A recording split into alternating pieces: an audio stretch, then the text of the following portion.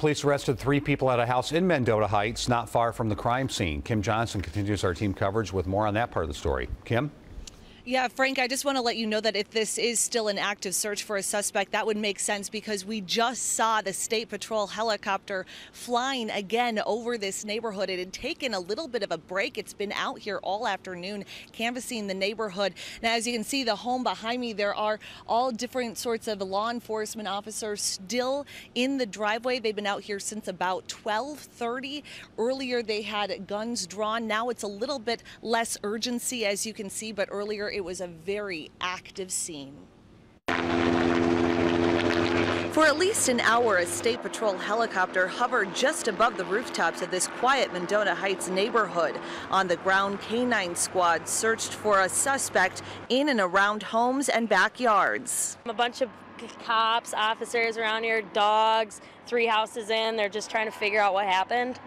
At least 5 different agencies had every corner of this section of Mendota Heights under high surveillance. An armored vehicle cased a paved trail behind the homes. Even residents' vehicles weren't above suspicion. Got home from work, and before I could pull in the driveway, they stopped me, went through the van with a weapon, and said, "Do you live there?" And I said, "Yes." And they asked for my ID, and I gave it to him, and he said, "Go ahead, you're good to go."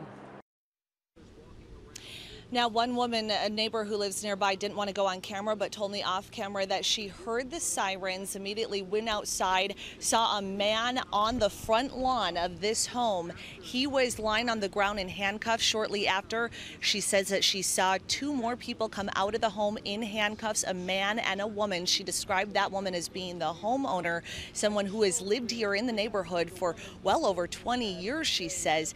Now, I talked to a lot of neighbors today. They all seem to know the family who lives at this home. They do not have a good reputation, according to the neighbors. They say they've seen police out here several times before.